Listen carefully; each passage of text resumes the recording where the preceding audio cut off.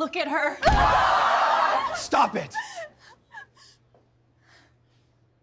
The champagne glass shattered at my feet as 3 women surrounded me. Before I could react, I felt the sickening rip of fabric down my back. My beautiful silver gown hung in tatters while they laughed. They had no idea my husband was about to walk through that door.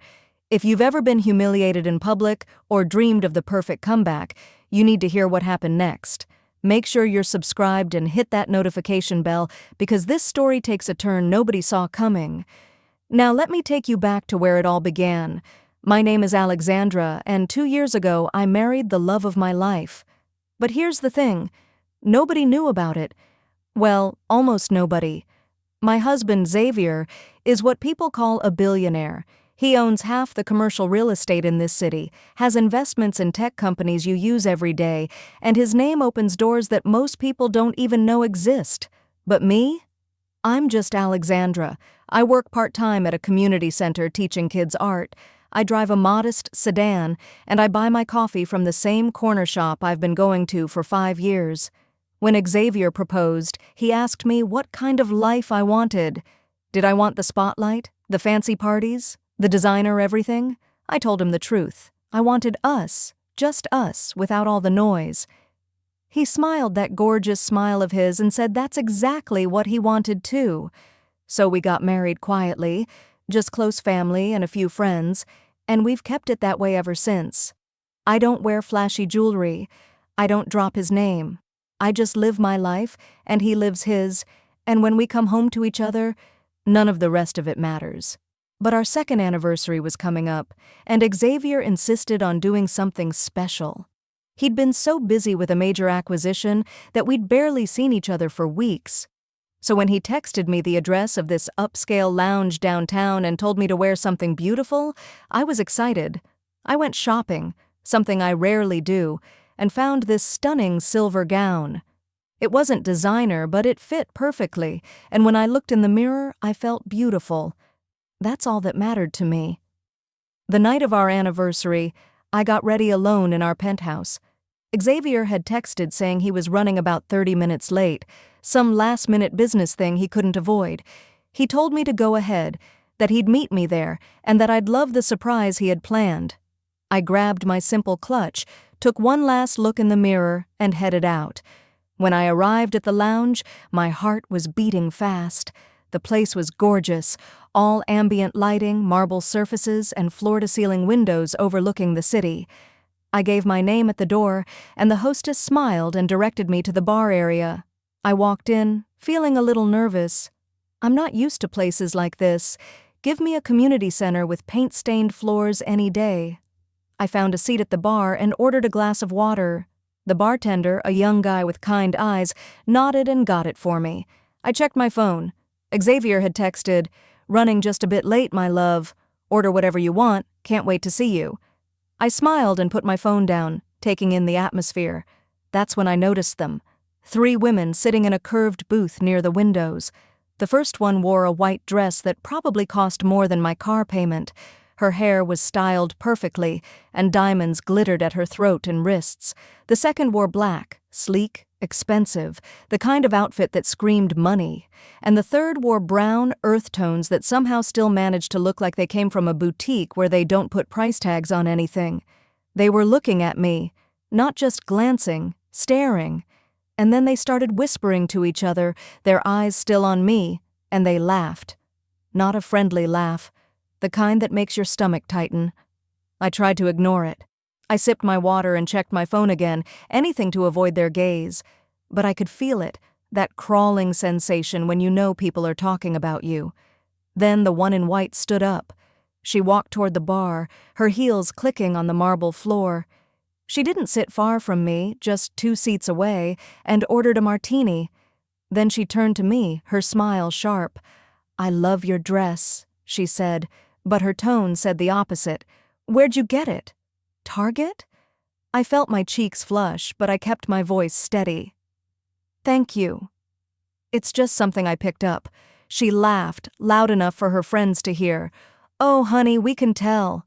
She leaned closer, examining my ears. "And those earrings? Are those real?" They look a little cloudy. They were real, a gift from Xavier on our first anniversary, but they were simple, understated. I didn't feel the need to defend them. They're fine, I said quietly. The woman in white, I later learned her name was Jessica, called over to her friends. Girls, come meet our new friend. She's so authentic. The other two joined her, flanking me on either side. The one in black, Veronica, looked me up and down like I was something she'd found on the bottom of her shoe. The one in brown, Stephanie, smiled, but it didn't reach her eyes. So, Veronica said, swirling her wine, what brings you here? This place has a pretty exclusive clientele. I'm meeting my husband, I said simply. All three of them burst out laughing. Jessica actually slapped the bar. Your husband? Here? Sweetheart, I don't think you understand what kind of place this is. I'm exactly where I'm supposed to be, I said, trying to keep my composure. Stephanie leaned in, her voice dripping with false sweetness. Are you sure he's actually coming? Sometimes men say things to let women down easy. My phone buzzed. Xavier. 5 more minutes. I'm so sorry. This will all be worth it, I promise. I showed them the message without thinking, just to prove I wasn't lying. Jessica snatched my phone out of my hand before I could stop her. Let's see, she said, reading aloud in a mocking voice. 5 more minutes. I'm so sorry. She looked at her friends. Girls, isn't that sad? He's not even here yet and he's already apologizing. What kind of man keeps his wife waiting? Give me my phone back, I said, reaching for it. Jessica held it away, laughing. What's the rush? We're just having fun. Please, I said, trying to stay calm. Just give it back. She finally tossed it onto the bar and I grabbed it quickly, my hands shaking. The bartender caught my eye and gave me a sympathetic look, but he didn't intervene. I could see other patrons watching now, curious about the commotion. I decided to leave. This wasn't worth it. I'd wait for Xavier outside or maybe just go back home and tell him what happened. I stood up, clutching my purse. Oh, she's leaving, Veronica said with fake disappointment. Did we hurt your feelings? I didn't answer. I just turned toward the door, my head held high. But as I took that first step, everything went wrong. Jessica, accidentally, knocked her wine glass, and red liquid splashed all over the front of my silver gown. I gasped, looking down at the spreading stain. Oops, she said, not sounding sorry at all. How clumsy of me. I turned away, trying to dab at the wine with a napkin the bartender quickly handed me. My eyes were burning with tears I refused to let fall. And then I felt it, Veronica's hand grabbing the fabric at my back. Your dress is already ruined anyway, she said, and she pulled. The sound of tearing fabric echoed in my ears. I felt the gown rip from the top of my back all the way down, the cool air hitting my skin. Time seemed to stop. I stood there, frozen, feeling the dress hang in tatters, barely covering me, and they laughed. All 3 of them, along with a few others who had their phones out, recording my humiliation, my worst moment, for their entertainment. The bartender rushed over with a coat, his face red with embarrassment for me. I'm so sorry, he whispered as he helped me wrap it around my shoulders. I should have said something sooner. I couldn't speak. My throat was tight, and my whole body was shaking. I held the coat closed and started walking toward the exit, each step feeling like a mile. My mind was racing. Should I tell them who I am? Should I call Xavier? Should I just disappear and never think about this night again? Behind me, I heard Stephanie call out, "Need us to call you a cab? Maybe somewhere more your speed? Like a diner?" More laughter, more phones pointed at me. I was almost at the door when it opened, and Xavier walked in. I've seen my husband in many moods, loving, playful, thoughtful, intense when he's working, but I'd never seen him like this. He walked through that door with his assistant and 2 security personnel behind him, wearing a perfectly tailored charcoal suit that probably cost more than everything in this room combined. His presence was commanding, powerful. The entire lounge fell silent. His eyes scanned the room and landed on me immediately. I watched his expression change in real time, the joy of seeing me shifting to confusion as he took in the coat wrapped around me, my tear-stained face, and then pure, cold fury as he understood something was very wrong. He closed the distance between us in seconds. His hands gently cupped my face, his voice soft and concerned. "Are you okay, my love? What happened?" I couldn't find words. I just shook my head slightly, trying not to cry. Xavier's jaw tightened. He kept one arm around me protectively and turned to face the room. When he spoke, his voice carried authority that made everyone straighten up. "I'm Xavier Steele," he said, and I watched recognition ripple through the crowd. "And this is my wife, Alexandra." The silence that followed was deafening. I looked over at Jessica, Veronica, and Stephanie. All the color had drained from their faces. Jessica's hand was over her mouth. Veronica had gone completely still. Stephanie looked like she might be sick.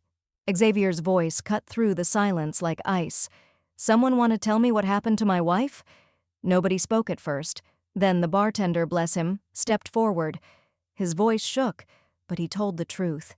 He explained everything: the mocking, the phone snatching, the wine, and finally, the dress being torn. As he spoke, other patrons nodded and a few held up their phones, showing they'd recorded it. Xavier's assistant was already on her phone, no doubt taking notes. His security team moved to stand near the three women, not threatening, just present. Jessica tried to speak first, her voice high and desperate. "Mr. Steele, this is all a misunderstanding. We didn't know—" "You didn't know she was my wife," Xavier interrupted, his voice dangerously quiet. "So that made it okay to humiliate her? To destroy her property? To mock her?" "No, we thought—" Veronica stammered. "You thought what?" Xavier asked. "That she didn't belong here? That she wasn't good enough? Based on what?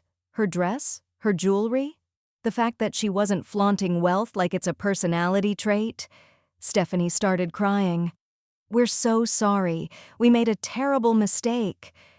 Xavier turned to his assistant. "Melissa, notes, please." Melissa stepped forward, reading from her phone. "Jessica Thornton. Her husband, Gregory Thornton, is a senior manager at Steel Industries. Veronica Hammond. Her family's company, Hammond Textiles, has a substantial loan through Steel Capital Bank. Stephanie Chen.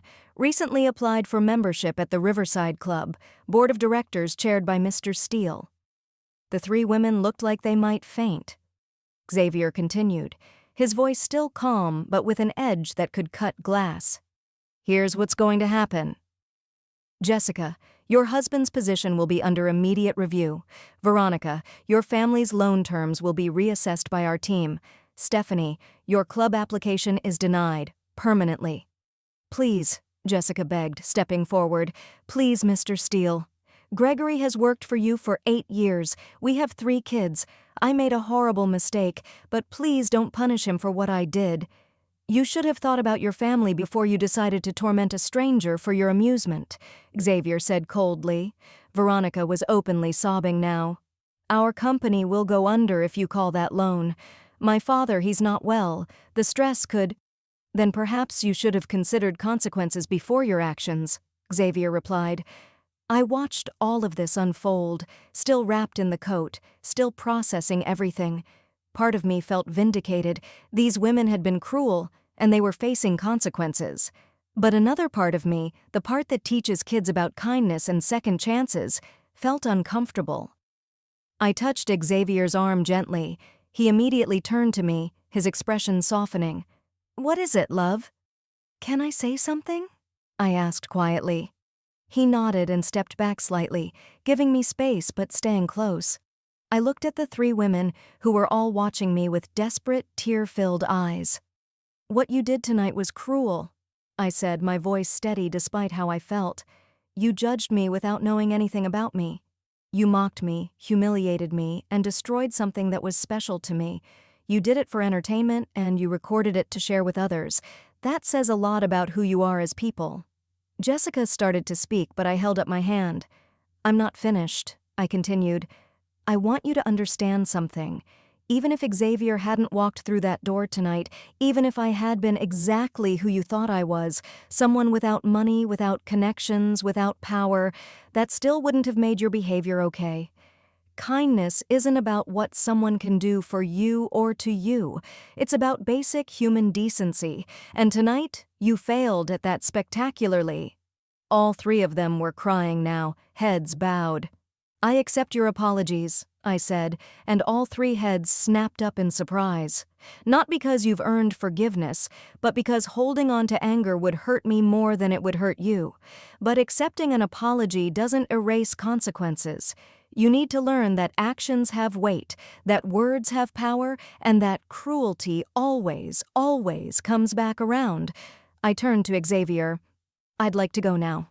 He nodded immediately, his arm going around my shoulders. But before we could leave, Jessica stepped forward hesitantly. "Mrs. Steele," she said, her voice breaking, "I know I have no right to ask, but is there anything we can do to make this right?" I looked at her for a long moment. "Be better," I said simply. "Be better than you were tonight.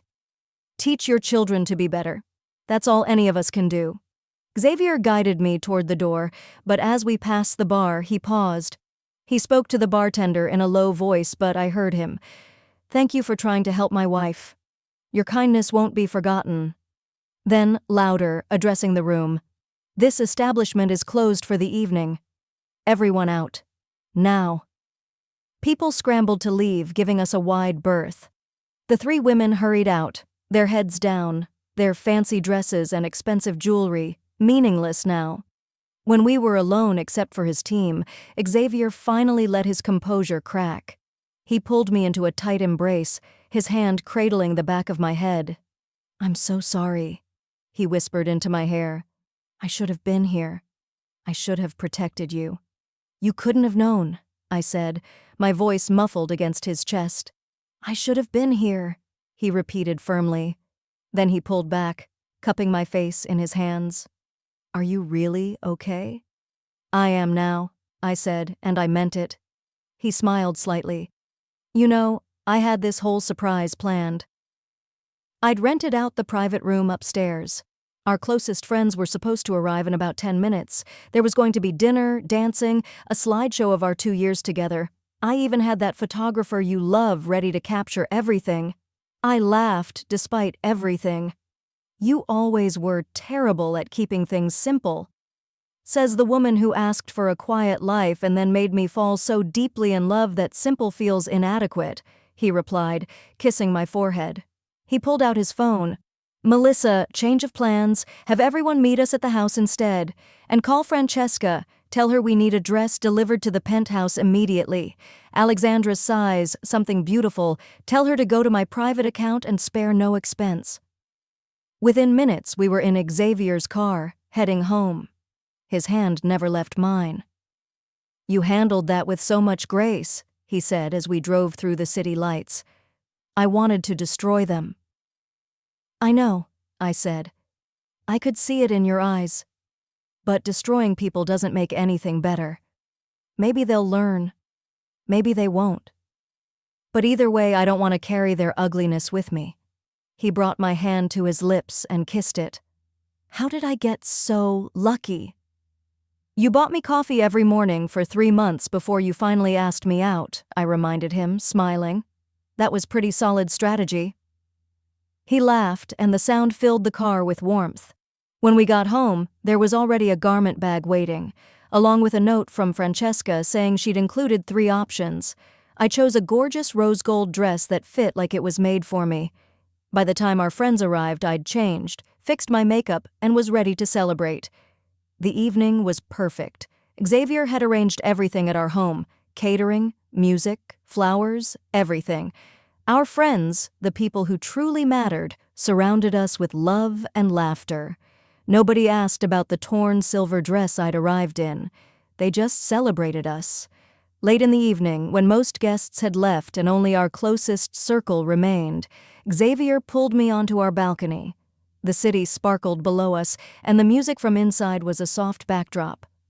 "I have something for you," he said, pulling out a small box. Xavier, you've already done so much. Shh, he said, opening the box. Inside was a delicate platinum bracelet with a single charm, a tiny artist's palette. For the woman who colors my world every single day, who chooses kindness over cruelty, grace over revenge, and love over everything else. I felt tears, good tears this time, as he fastened it around my wrist. I love you, I said, looking up at him. 2 years ago you asked me what kind of life I wanted. I still want the same thing, just us, no noise, no spotlight. Tonight doesn't change that. Good, he said, pulling me close, because that's still exactly what I want too, though I might be installing you as head of our corporate ethics training program after that speech you gave. I laughed against his chest. Don't you dare. We stood there, wrapped in each other, and I realized something. The women who had tried to humiliate me tonight had actually given me a gift, though they'd never understand it. They'd reminded me why Xavier and I chose the life we did, why we value substance over flash, kindness over status, and real connections over shallow appearances. The next day, I heard through Melissa that Gregory Thornton had kept his job after a serious conversation about personal responsibility and family choices. The Hammond loan was restructured but not called. Only Stephanie's club application remained permanently denied. Xavier drew the line at organizations that valued appearance over character. The video someone had taken was never posted. Xavier's team had made sure of that, though he never told me exactly how. I never saw those 3 women again, but I heard they'd become much quieter in social circles. Whether they actually learned anything? I don't know. That's not really my concern. What I do know is this. My silver dress is gone, but the lesson from that night remains. Never judge someone by what they're wearing, where they're sitting, or what they appear to be. You never know who they really are, what battles they've fought, or what strength lies beneath a simple exterior. And sometimes, just sometimes, the person you're underestimating is married to someone who will move heaven and earth to protect them. But more importantly, sometimes that person doesn't need protection at all. They just need a moment to show their own strength, their own grace, and their own power. Because real power isn't about money or connections or who you know. Real power is choosing kindness when cruelty would be easier. It's offering forgiveness when revenge would be simpler. It's walking away with your dignity intact, even when everything else has been stripped away. That's the lesson I learned the night my dress was torn and my husband walked through the door. And that's a lesson I'll carry forever. And that's how 3 bullies learned the hardest lesson of their lives. Sometimes karma doesn't wait. It walks through the door in a perfectly tailored suit. If this story resonated with you, smash that like button and share it with someone who needs to hear this. Drop a comment telling me, would you have handled it with grace like I did, or would you have wanted even more revenge? Subscribe because I've got more unbelievable true stories coming your way. Remember, never judge someone by their appearance. You never know who they really are. Thanks for watching, and I'll see you in the next one.